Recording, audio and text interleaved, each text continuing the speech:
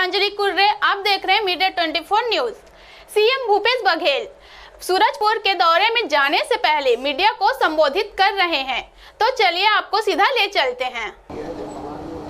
देखिए, हम लोग शुरू से कह रहे थे कि जब 56 लाख परिवार छत्तीसगढ़ में निवास करते हैं 2011 की जनगणना के हिसाब से, तो फिर 72 लाख राशन कार्ड कैसे बढ़ गया।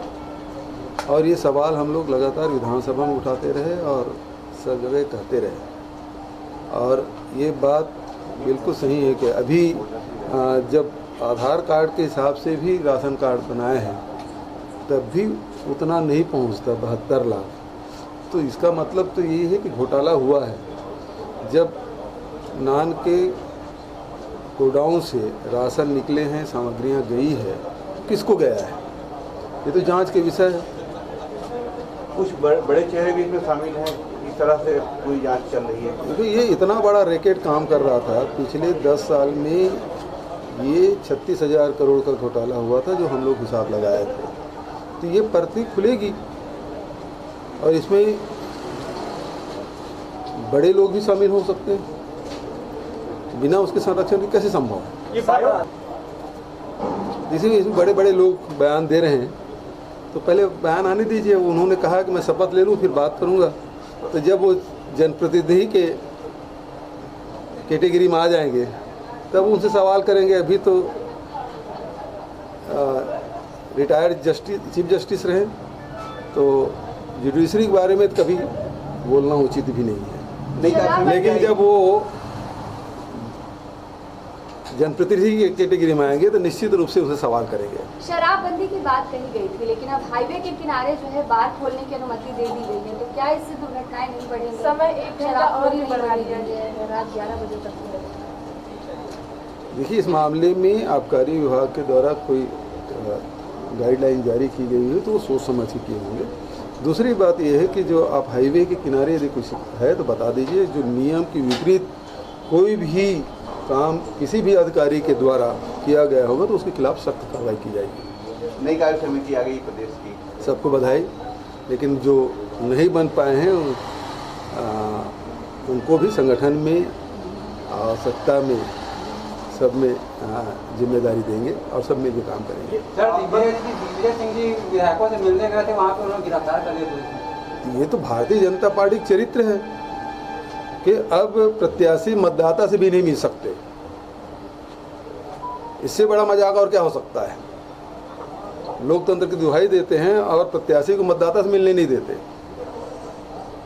तो ये उनका चाल चरित्र चेहरा है भारतीय जनता पार्टी को सामने आ चुका है। सर, लास्ट सवाल सर, सारी जगह आप... अरे हाँ यार, तुम्हारे सवाल की बिना तो कैसे कंप्लीट कैसे होगा। सारे स्कूल कॉलेज कोरोना वायरस की तरह बंद कर दिए गए हैं, लेकिन शराब दुकान को बंद किया जा रहा है क्योंकि भीड़ भी वहाँ रहती है। मतलब उसके बाद फिर राशन कार्ड भी बंद करने के लिए बोलेगा, वहाँ भी भीड़ हो जाती।